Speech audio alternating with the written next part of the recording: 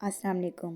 आज की वीडियो से पहले जो मेरे चैनल पर न्यू हैं वो मेरे चैनल ट्रू स्टोरी को सब्सक्राइब करें और बेल आइकन ऑन कर दें ताकि हर आने वाली न्यू वीडियो आप तक पहुंच सके। आप मेरी वीडियो को ज़्यादा से ज़्यादा शेयर कर सकते हैं। 9वीं जमात अच्छे नंबरों से पास कर ली तो अम्मी अब्बू बहुत खुश हुए क्योंकि इनको उम्मीद ना थी कि मैं पास भी हो जाऊंगी। मुझको नई क्लास में जाने की बहुत खुशी थी। मज़ीद ये कि अम्मी ने छुट्टियों में मामू जान के साथ गांव भेजने का वादा किया था, लेकिन ये वादा अच्छे नंबरों के साथ था। कुछ वजह की बना पर अम्मी अपने मैके नहीं जाती थी। मैं अपने होश संभालने के बाद पहली दफ़ा जा रही थी, तभी फूले ना समाई थी। छुट्टियां होते ही मामू लेने आ गए और हम गांव रवाना हो गए। दौरान सफ़र सोचती जा रही थी कि वहाँ के लोग कितने सादा होंगे, जबकि मैं खुद भी सीधी सादी लड़की थी।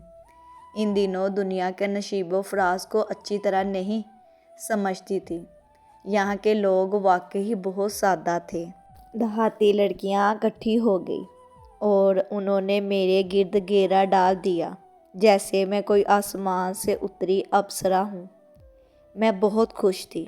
इन सादा लड़कियों में एक बहुत अच्छी लगी। इसकी शौकियाँ दिल मोह लेने वाली थी। हालांकि मैं संजीदा और सुकून पसंद थी, फिर भी वो शौक़ मेरे दिल को भाई। ताहम एक बात मैंने महसूस की कि ये लड़की खतीजा खुलकर नहीं हंसती थी, और जब हंसती तो इसकी हंसी में उदासी झलकती थी। खतीजा में जाने क्या बात थी कि मेरी इससे दोस्ती मिनटों में हो गई, जबकि मैं शहरी और वो देहाती लड़की थी। चंद दिनों में ही इसके साथ दोस्ती इतनी हो गई कि अब हम इकट्ठे बाहर जाने लगे। बाहर निकलकर मुझको एहसास हुआ कि यहाँ के लोग खतीजा को अच्छा नहीं समझते। वो इससे बेरुखी से बात करते। इसके घर गई, वहाँ भी इसके साथ ऐसा सलूक था। एक बड़ा भाई जमाल था और एक छोटी बहन थी जिसका नाम नाज़ो था। वो एक अच्छी फैमिली थी। इसके बावजूद खतीजा वहाँ खुश ना थी। बस एक नाज़ो थी जो अपनी बहन से प्यार करती थी और इसका ख्याल रखती थी। जब मामू को पता चला कि मेरी दोस्ती इस लड़की से हो गई है तो इनको बुरा लगा और इन्होंने मेरा इसके साथ मेल जोल बंद कर दिया। मैं परेशान हो गई। आखिर ऐसी क्या बात है कि ये लोग इस बेचारी को इतना बुरा समझते हैं। एक दिन दोपहर के वक्त नाज़ो मेरे पास आई। इस वक्त नानी बाहर थी और नाना खेतों पर थे। मैं और ममानी घर पर थी। नाज़ो को कमरे में ले आई और इसरार किया कि तुम अपनी बहन के बारे में बताओ, क्या मामला है। तब वो यूं गोया हुई, सायरा बाजी, ये खतीजा आपी अम्मा बाबा का कहना नहीं सुनती थी। अम्मा मना करती थी कि नहर की दूसरी तरफ मत जाया कर, वो हमारा इलाका नहीं है बल्कि सरकारी इलाके में आता है। वहाँ एक डाक बंगला है जिसमें सरकारी अफसर आकर ठहरते हैं। ये फिर भी इधर चली जाती थी। गांव वाले अपनी बेटियों को डाक बंगलों की तरफ कभी नहीं जाने देते। मगर क्यों, मैंने पूछा। इसलिए कि इधर जाने से कभी कभी बर्बादी के दरवाजे खुल जाते हैं। एक बार ये अकेली इस तरफ गई। डाक बंगला अक्सर खाली पड़ा रहता था। चौकीदार तभी सफाई करता जब वहाँ कोई अफसर बाबू आकर ठहरता। बंगले के हाथे में जामन, बेर और आम के दरख्त हैं। शतूत भी लगे हैं। ये इनको तोड़ने के लालच में जाती। कई बार मुझे भी बहलाकर साथ ले लिया करती। अम्मा ने मुझे बहुत डांटा कि तू इसके साथ मत जाया कर। जब तू ना जाएगी तो ये भी अकेली जाने से डरेगी। मगर हमारी बहन बड़ी ना डर है। ये मौका मिलते अकेले निकल जाती। एक रोज़ ये वहाँ गई तो एक अफसर आया हुआ था। اس نے ان کو باتوں میں لگا لیا اور دوبارہ آنے کا وعدہ لیا۔ جامن توڑنے کے بہانے یہ روز چوری چھپے اس سے باتیں کرنے جانے لگی۔ ایک دن چوکیدار نے دیکھ لیا بنگلے کے باغ میں بابو سے باتیں کرتے۔ وہ خان ساماں بھی تھا۔ اس نے کچن کی کھڑکی سے ان کو دیکھا تھا مگر افسر کے ڈر سے خاموش رہا۔ افسر نے ان کو تحفے بھی دیے اور شادی کا وعدہ کیا۔ کہا کہ میں دوبارہ آؤں گا تو بارات لے کر آؤں گا۔ یہ باتیں بابا چودھری نے سن لی اور اس نے بابا کو کہا کہ ختیجہ کو اس طرف مت بھیجا کرو۔ بابا نے سمجھا کہ ویسے ہی کہا ہے۔ انہوں نے کوئی خاص توجہ نہ دی۔ ایک ماہ بعد ہی افسر دوبارہ آیا۔ یہ دوبارہ ادھر جانے لگی۔ کچھ گاؤں کے لوگوں نے دیکھ لیا۔ انہوں نے افسر کو گاؤں سے واپس بھیج دیا اور ابا کو آ کر بتایا۔ اب میرے ابا کے کان کھڑے ہو گئے۔ انہوں نے آپی کو خوب مارا، دھمکیاں دی مگر وہ افسر جاتے جاتے آپی سے وعدہ کر گیا کہ میں ضرور آؤں گا، تم میرا انتظار کرنا۔ وہ بابو تو چلا گیا۔ ہماری بہن کی زندگی برباد ہو گئی۔ 1 سال تک وہ نہ آیا۔ یہ اس کی آس میں جیتی مرتی رہی۔ دن رات اس کا انتظار کرتی تھی۔ صرف مجھ سے ذکر کرتی کیونکہ میں کسی سے آپا کی بات نہیں کہتی تھی۔ گھر والے ان کی شادی کرنا چاہتے تھے مگر یہ سنتی ہی نہیں تھی۔ اپنے منگیتر سے لڑتی اور اس کو گھر آنے سے منع کرتی، جس پر تائی خفا ہو گئی کہ ابھی سے یہ حال ہے، جب بہو بنے گی تو کیا کرے گی۔ تائی اب طرح طرح کی باتیں بنانے لگی۔ گاؤں والے بھی بدظن تھے۔ یہی وجہ ہے کہ لوگ ان کو اچھا نہیں سمجھتے اور ان سے صحیح طرح سے بات نہیں کرتے۔ وہ آپا کو آوارہ لڑکی کہتے ہیں اور اپنی بیٹیوں کو ان سے ملنے سے روکتے ہیں۔ میں نے نازو سے وعدہ کیا کہ میں اسے سمجھاؤں گی۔ 3 روز بعد میری ملاقات ختیجہ سے ہو گئی۔ میں نے پوچھا یہ سب صحیح ہے؟ وہ بولی ہاں، مجھے اس بابو کا انتظار ہے، مگر تم کو کس نے بتایا ہے؟ میں نے کہا تمہارا ماتھا دیکھ کر سارا حال پڑھ لیا ہے۔ جس نے بھی بتایا ہو تو اس بات کو چھوڑو، لیکن میری مانو، اپنے ماں باپ کی فرما برداری کرو اور شادی کر لو۔ مجھے خالد پسند نہیں ہے۔ وہ دھوتی باندھتا ہے اور سر میں روز کروا تیل بہاتا ہے۔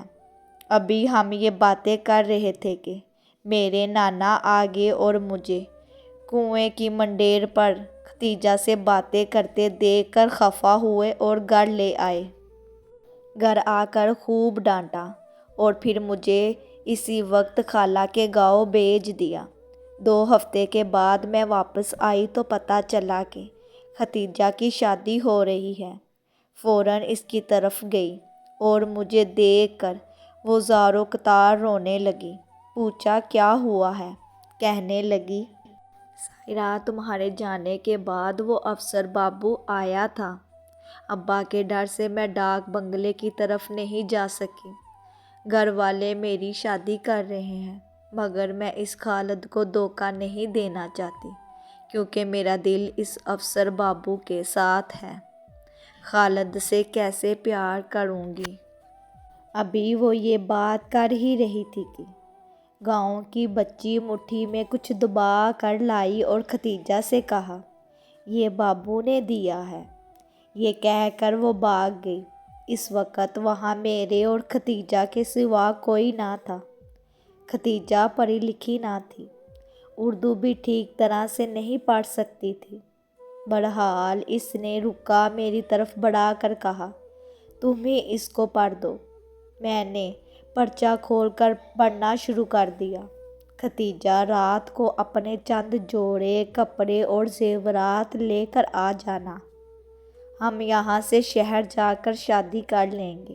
یہ سن کر اس کی بھاجن کھل گئی۔ چہرہ خوشی سے سرخ ہو گیا۔ کہنے لگی، دیکھا میرا دل گواہی دیتا تھا کہ شہری بابو مجھے بھولا نہیں ہے، وہ ضرور مجھ کو یہاں سے لے جائے گا۔ لمحہ بھر کو خوشی ہوئی، پھر افسردہ ہو گئی اور کہا، مجھ کو مشورہ دو، میں کیا کروں؟ میں نے اسے جو مشورہ دیا، میں آج بھی سوچتی ہوں تو کہتی ہوں کہ کاش میں ایسا نہ کرتی۔ میں نے اس سے کہا کہ تم چلی جاؤ، تمہیں تمہارا پیار بھی مل جائے گا اور تم خالد کو بھی دھوکہ نہ دو گی۔ پھر میں گھر آ گئی۔ اگلی شام کو اس کا نکاح تھا اور پھر رخصتی، مگر ہمارے گھر سے کوئی بھی اس کی شادی میں نہیں جا رہا تھا۔ مجھے بہت بے چینی تھی، مگر میں اس کے بارے میں اب صبح کے علاوہ کچھ معلوم نہیں کر سکتی تھی، لہٰذا شام کے بعد سو گئی اور صبح جب میری آنکھ کھلی تو نانی نانا سے کہہ رہی تھی، جلدی کرو، وہ لوگ تمہارا انتظار کر رہے ہیں۔ میں آنکھ ملتی صحن کی طرف جانے لگی، تبھی ممانی نے کہا، مائرہ تم کو پتہ ہے کہ ختیجہ کا قتل ہو گیا ہے؟ میرے ہاتھ سے پانی کا برتن چھوٹ گیا۔ کیا کہا ممانی؟ مجھے اپنے کانوں پر یقین نہیں آ رہا تھا، دل کو دھچکا سا لگا۔ پہلے نانی ان کے گھر گئی، کچھ دیر بعد میں بھی ممانی کے ہمراہ وہاں گئی تو نازو نے بتایا کہ آپی دلہن کے لباس میں تھی۔ نازو نے خود اس کے اصرار پر اس کو باہر تک پہنچایا تھا اور گھر سے تمام جمع پونجی بھی لے گئی تھی، لیکن جب گھر میں اس کی غیر موجودگی کا پتہ چلا تب بہت دیر ہو چکی تھی۔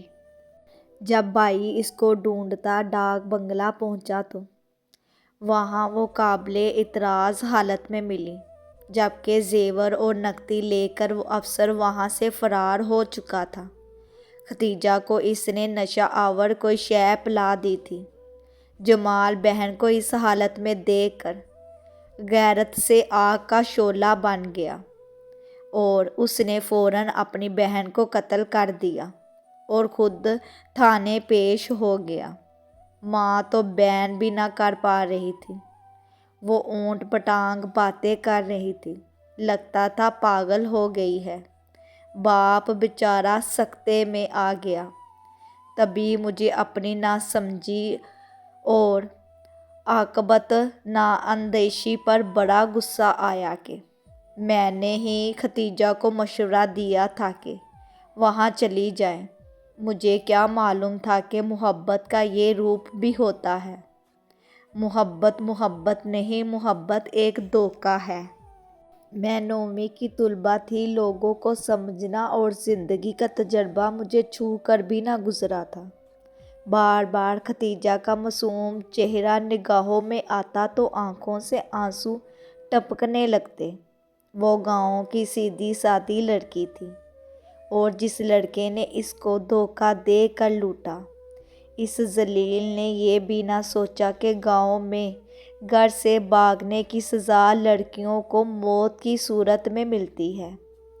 جانے وہ کیسا پڑھا لکھا افسر تھا کہ اس نے اس معصوم کو لوٹا ہی نہیں، جان کا نذرانہ بھی لے گیا۔ وہ خود تو آرام سے روپوش ہو گیا۔